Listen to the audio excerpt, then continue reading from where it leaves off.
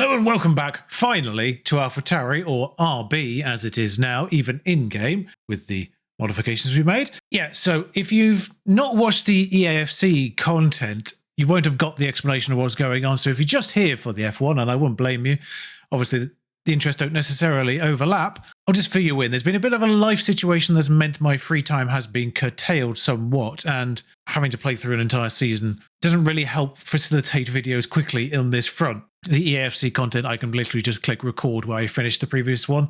There's nothing to play in the background on that. So it's been a lot easier to get those episodes out than this. So yes, the decision to try and speed through this and bring you basically in twice a year has ironically slowed things down on this one. Sod's law. That situation is, I wouldn't necessarily say resolving soon, but the finish line is in sight, let's say. So what I will say is I'll commit, and hopefully this is playing it safe, to this being every other Monday. The EAFC will be every Friday, no matter what, with the other Monday slot. That's what I'll say for now. If anything changes, I'll let you know. I'll use the comment section or what have you. The community section, sorry. But here we are at the end of the season with something to play for. You know, bringing you back for the last race is not always a given. And it's something to play for that we managed to achieve as of the result in Saudi Arabia last time out. We gained 17 points in that race. They only got one at Alpine, who were third, in a vast change to the IRL situation over there. We are now only 7 points behind them. This has been a little bit of an Aston Martin 2023-esque season where we started strongly, actually, and then went backwards. The cars struggled for whatever reason. The car was appalling in Qatar. I don't know what happened there. It was so far off the pace. It was weird that it was just one track, but driver-wise, Yuki Tsunoda is obviously carrying this team. Zane bringing in 70 points, 78 points. With a stronger second driver, we probably would be faring a lot better. We'd probably fighting Mercedes, obviously. There was an inter-team battle between Carlos Sainz and Lando Norris. It's lovely that they've reunited over there, and it is a bit of a fight. Carlos pipping Lando as of the previous Grand Prix.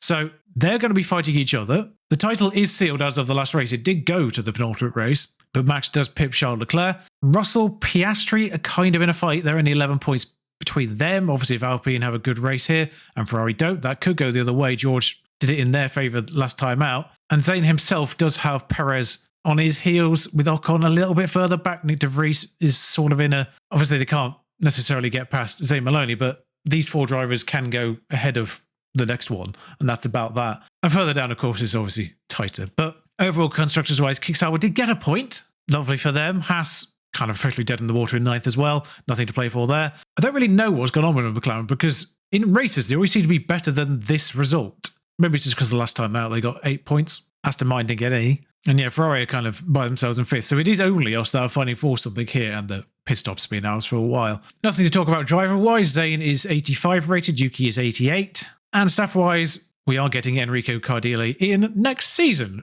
Starts at Ferrari, I believe. He's currently at Mercedes, but he is one of the 95 rated ones. So basically we said we'd only replace anyone if one of the dramatically better ones was available, and lo and behold, Enrico Cardile said yes. So we're going for that. These guys are in the same boat in terms of the race engineers. They've got 2 years on their contract. That's not going to change anytime soon. They're quite competent.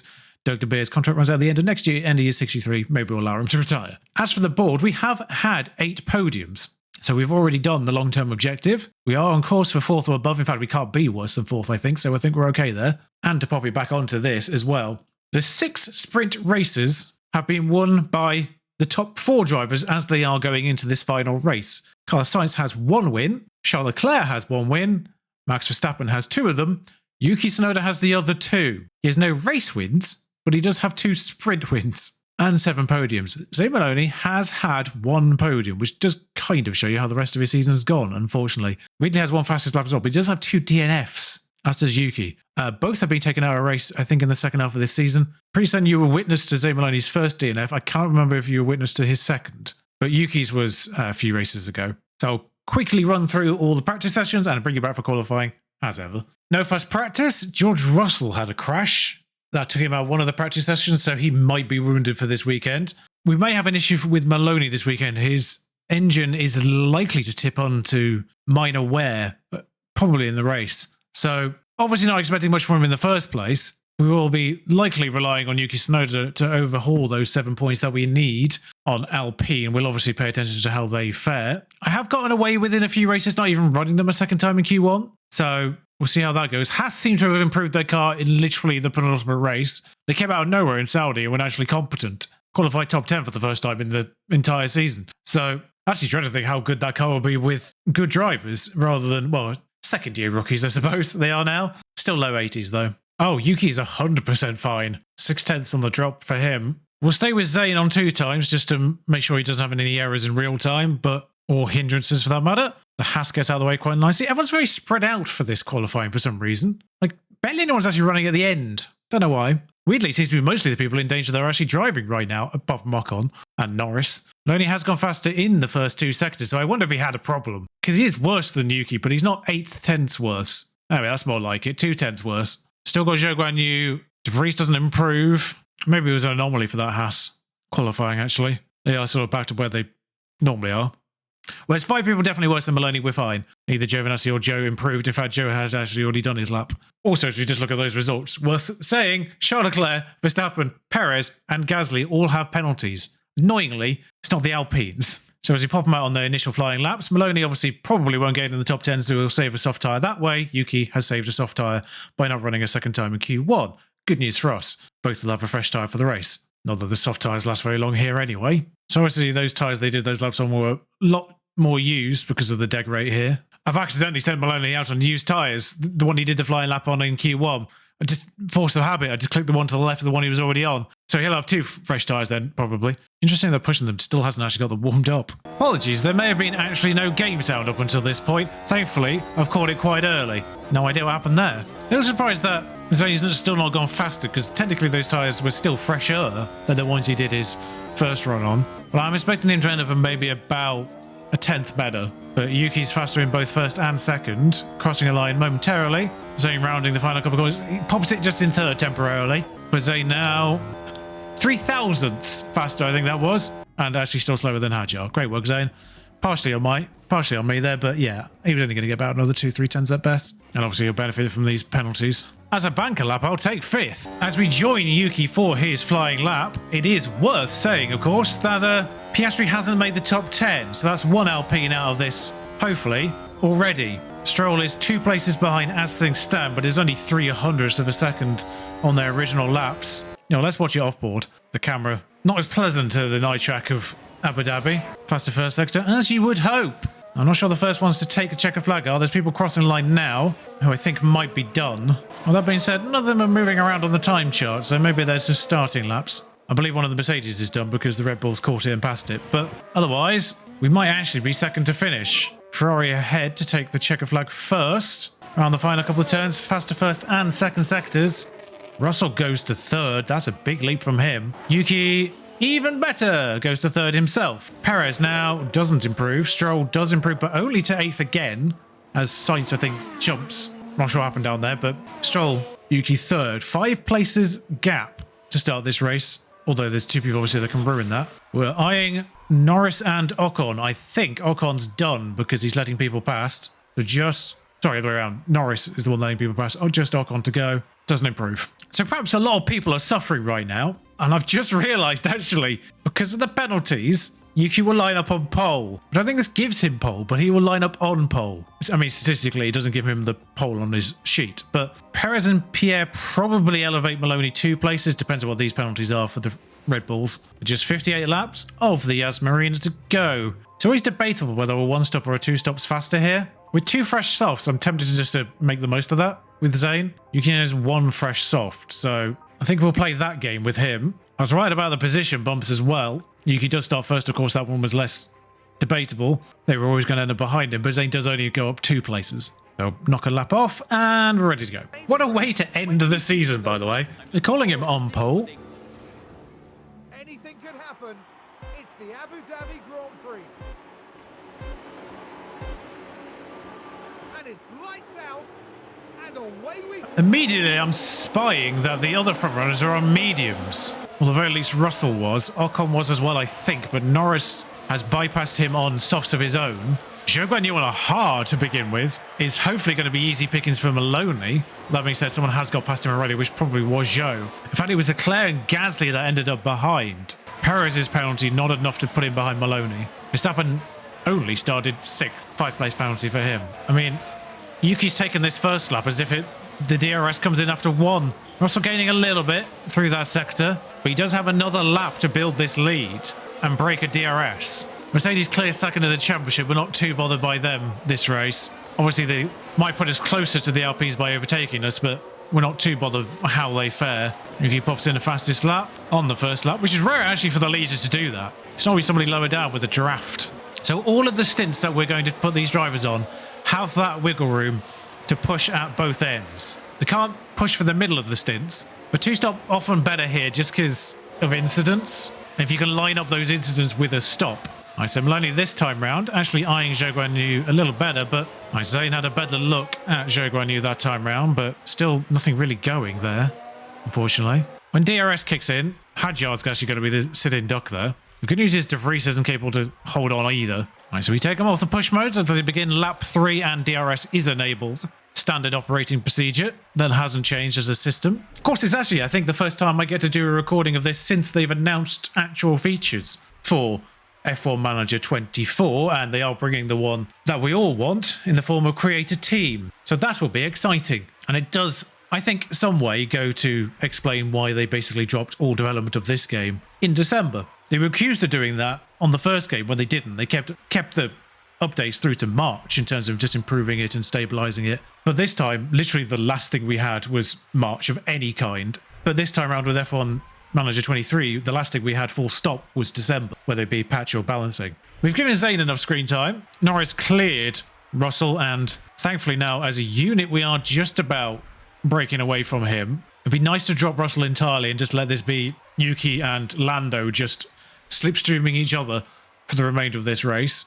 Verstappen will be coming at some point. But yeah, crucially, Russell outside the second. It would be actually useful for Yuki to let him let Lando past. Maybe not on the first straight, but the second one could be sensible. Stay within the DRS range for the next lap, and then you can sort of use this teamwork. Maloney is a little trapped. He needs to get Zhou Guanyu, because Zhou Guanyu on the hards is not getting Hadjar. I'll just pop him on Battle Assist. I can't deploy him, but I'm just going to pop him on Battle Assist in case it helps. Just get that burst of energy in the sections where you can take the fight to him. Still holding Lando off, or get a sneaky slip like that.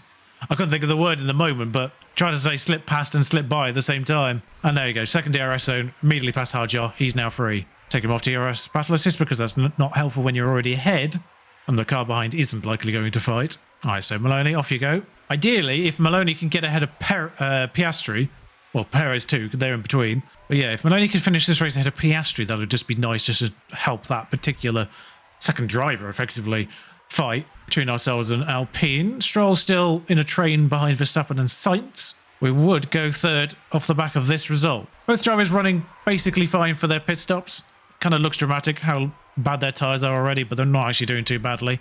Norris is on the soft as well, let's not forget. So Maloney's pit stop will come first just because he is on the hards, which means I could actually probably push him a little harder from here. In fact, Hadjar's got back into range. I don't know what's going on here. But Hadjar himself has got Leclerc for company as well, so this, I mean, ideally ends with Leclerc past Hadjar and then Leclerc past Maloney because we're not going to fight him. I think it may well just be a soft versus medium situation because the gap at the front has now basically got back into DRS range with Norris and Tsunoda and then Ocon on Russell who are on the mediums. So yeah, Zane, I just need you to cut that gap to Perez. It has come down by about 7/10 on the last lap alone. Leclerc is now getting Hadjar by the looks of things. But also kind of almost forcing them outside of the DRS range. Not quite, but there's a yellow flag and I am concerned because I assume it's happened ahead. Oh, didn't click on the replay in time. Who was the crash between? I'm just going to watch this replay because it's nice to just watch an overtake. I haven't really brought you any of the replays. They're just swapping back and forth constantly. We're only cutting the gap to Perez quite nicely as things stand, actually.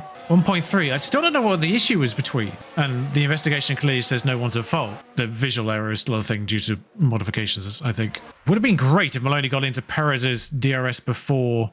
Oh, this is pit lap, actually. Go for it full send, Zane. Yeah, so a little bit more patience on Yuki. 2 or 3 more laps. Okay, good. Nice clean DRS overtake by Leclerc is helpful here. Drag Zane up the next straight. I'll get another couple of tenths, I would imagine. But I think he's basically already out of the DRS by the time we get to the pit stop here, so no point delaying it a lap. Coming before anyone else, except for Bottas, apparently. Nice quick pit stop as well, even at this late stage of the season. There was a period where we did start to drift on the old pit stop times. It is difficult to try and keep everything good pit stop wise now with the alterations they made. I mean, the fact that we still come out ahead of Ricciardo is depressing for the Salbers, the Audis as they are. So he was outside of DRS range by the time we made the pit stop, so we've not lost anything here with Zane. Weirdly, Hadjar's now 14. Is that what the issue was? What's the accident behind even Maloney? Look, he's behind Iwasa and Zhou Guanyu again. Right, so Lando pitted this lap. We're going to go the next one. Maybe we should have gone this one, but not a lot we can do about it now.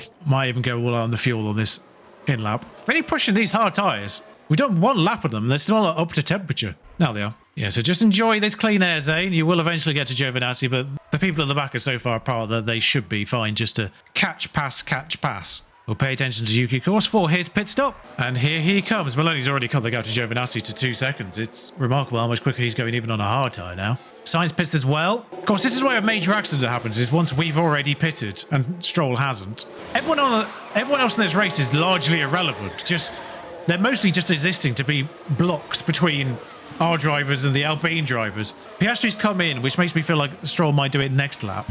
How's Yuki beaten Lando? Yuki's clear of Lando. The Lando's going hard soft, I imagine. But that'll be a used soft at the end. Whereas we're doing medium. So Yuki should catch Gasly and Hadjar, Zhou Guanyu, Iwasa. Yeah, they're basically the next batch. Audi / Sauber, now, as they are in the real life, kick. Having a pit stop issue there. F1 Manager isn't that bad a simulator, apparently. We could do with some of these people pitting now, because it has allowed Lando to get into DRS range. So I think Piastri is pitted and come out immediately in front of Maloney. As has Leclerc, for that matter. De Vries hasn't pitted. So I believe the person who was immediately in front of Tsunoda has pitted, which was Wassa was ahead of Zhou Guanyu at this point. It was Gasly even then. Right, we'll use whatever we can here to get past Gasly. Both of them have got DRS, which is the problem. We should be able to get past both in one go here and then save the tyres from that point. Lovely 2-in-1 overtake. We'll watch this in one go because we should be able to see the Haas be taken at the same time. It's almost like the Haas just allows it, which is kind of him. Right, so that should hopefully hold Norris for another lap, maybe, and build a buffer. I say, not fighting Norris, but Yuki is kind of on for a win here. I say, on the assumption that Verstappen hasn't pitted yet. All right, so Tsunoda now back on the Zhou Guanyu, but this is the only one he has to overtake, so hopefully he should be able to do that without any fuss or manipulation on my part. Lovely jubbly. And should have enough straight line speed to keep that even with DRS. Yeah, no problem. Iwasa overtakes Maloney is not a sentence I wanted to read there. Oh, he's on a soft tyre? Medium tyre. Medium. He's on a medium. Use him. Use him, Zane. He's on a faster compound. Let him drag you along. He's probably pushing as well.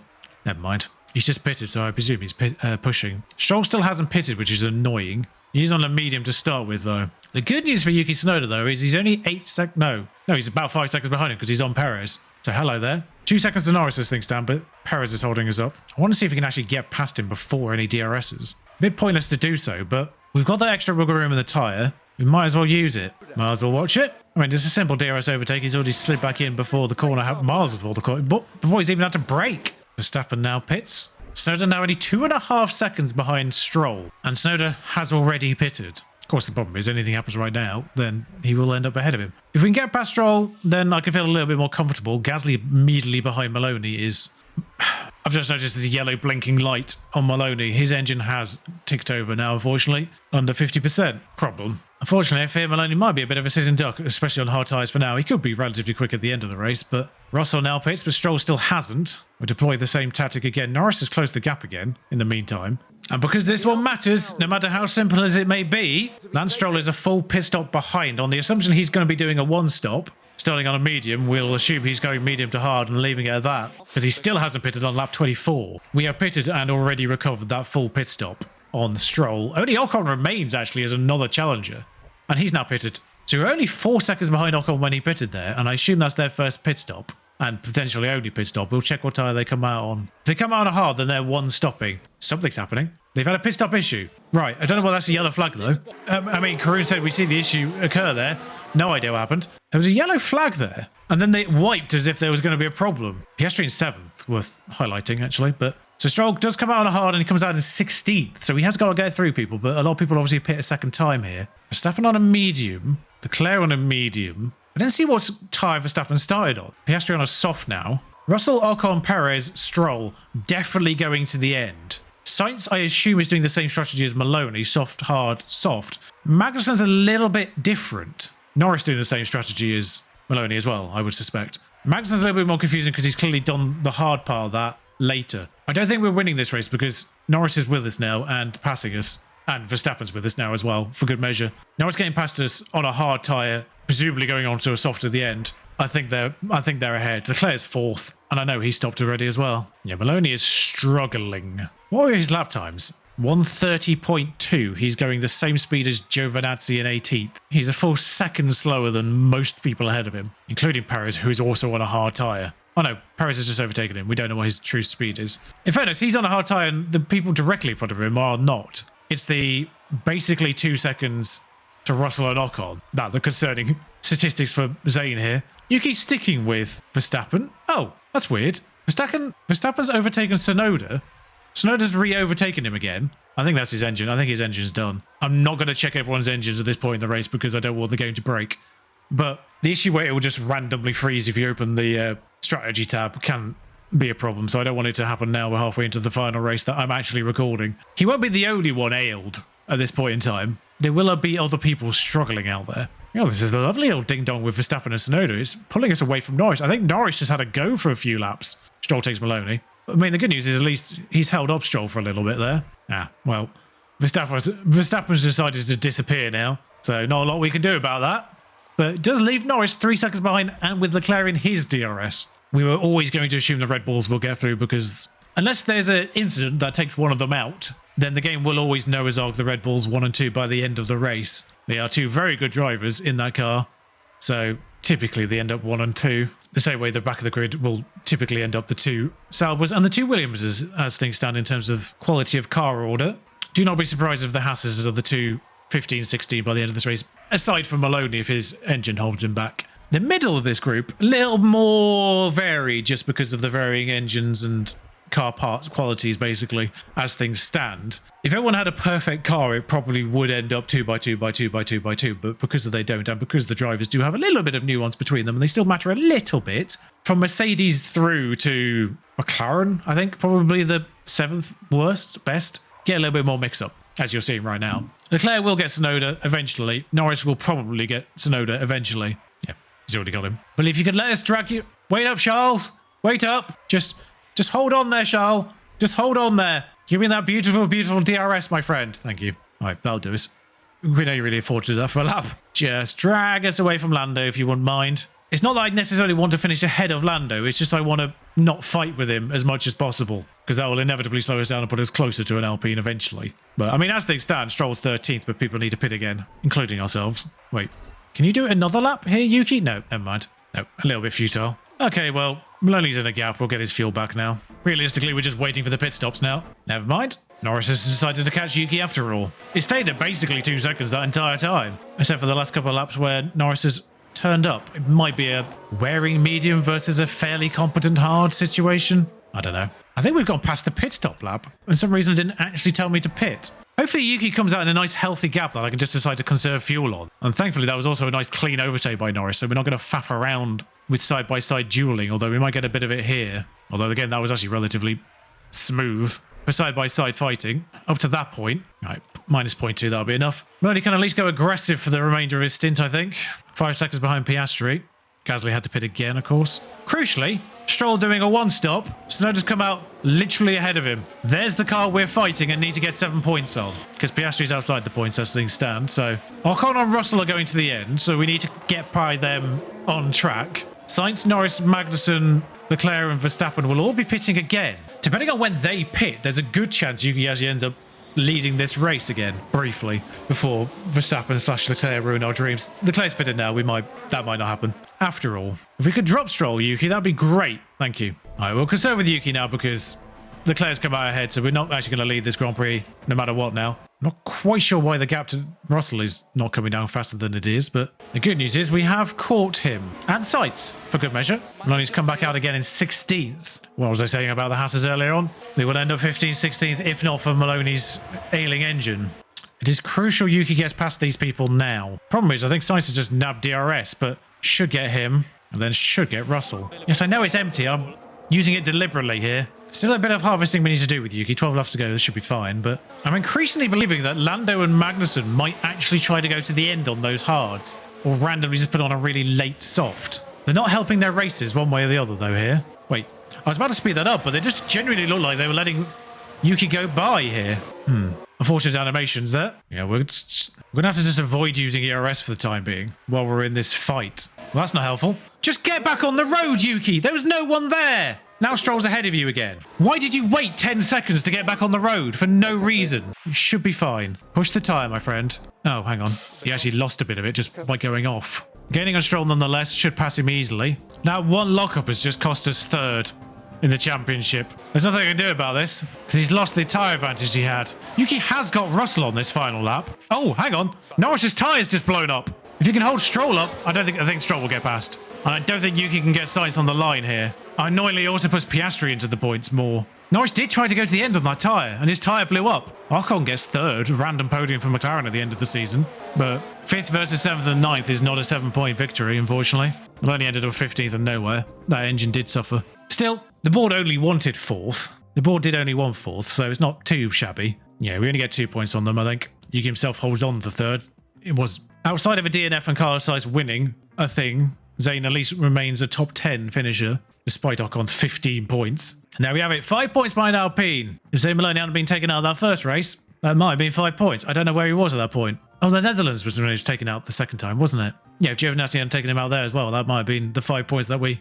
Yeah, basically, if he hadn't been assassinated twice, we'd have been third. Slash if Yuki hadn't just decided to lock up randomly and be basically the only incident of the entire Abu Dhabi Grand Prix, we'd have been third. There's a championship article. We already know the results that we just saw them. Nothing, obviously, admin-wise, between here and the end of the year. We don't have to sign anyone or anything like that. So I will bring you the 2027 driver lineup. Had to think for a second there. Yuki will need a new contract next year, though. Fred Vasseurs decided to pop up and say, congratulations. I think Ferrari ended up 5th. Yes. So 12 million for that, which is always handy. No idea what's going on there. That's great. So Zayn 10th, 78 points. Yuki 3rd, 245. Ourselves 4th, 323. 4-star rating for 2027. We complete our long-term objective and our short-term objective. Improve my principal rating by 100. Our constructors team rating by about 40. Our drivers by 25. Heritage stays the same and team rating goes up as a whole. And they just give us a 1.5 million for board confidence high. It's weird how paltry that is in comparison to everything else. Regulation changes. We do get the extra gearbox, ERS and engine limit, which means we don't need to worry about that so much next year, which means we can basically put another 17 million into development purposes, which means you could probably fight for the title next time round. Now we are getting minor front and rear wing as well, more high speed than low speed. The other alteration, I believe, was lowering the cost cap, which 8 out of 10 people voted against. So they will want 2nd in the championship next year, so we will have to fight forward, actually. Long-term objective, win the Constructors' Championship by 2029. Interesting. I'm not going to click accept because obviously this is where we find out who's driving in 2027. We'll start at Red Bull, which is the only team I can't join still. That is still Charles Leclerc. I'd be very surprised if this isn't Max Verstappen. Yeah, still Max and Charles. Lando and Carlos. Carlos at least. I think Lando was a new move, so again, be very surprised if they hadn't changed. Alpine, Stroll and Piastri are now Piastri and Stroll. They've not changed either. We don't change, we know that. Ferrari had a Perez who may have retired. That's Esteban Ocon. And George Russell still? Yes.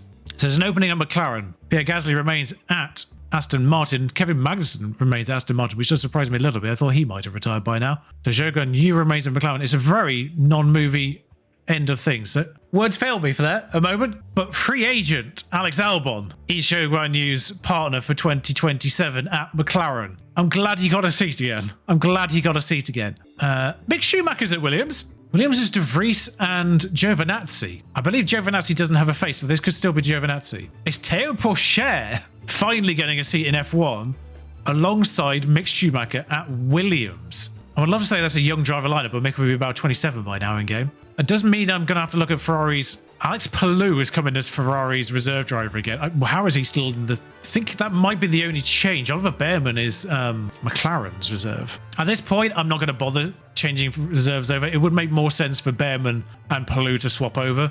I could still do that, considering I think that Palou is actually the reserve driver of McLaren at some point already in the save, or just generally. But anyway, 2 more teams. Don't forget that Audi has Ricciardo and Bottas, both of which could retire at any moment, has had two faceless drivers already in Iwasa and Hadjar, and they remain the same with Deruval as reserve. And that just leaves Bottas still driving in 2027, and they have replaced Ricciardo, with Felipe Drugovich getting his chance. So we'll pop back in here and get going with RB once again. All right, so we'll maximise our memorabilia situation and minimise all these appearance nonsense because they don't help in any way, shape or form financially, because we're starting with a pretty strong balance. We will continue with the Red Bull powertrain, obviously, as an RB car. If we were to win, then we might consider switching to another one. I will obviously change the calendar and all that jazz. I will see you for the mid-season, and I won't know what race that is until I decide to change the calendar. So I'll try and make sure it wasn't the same one as we had last time. This is how our drivers...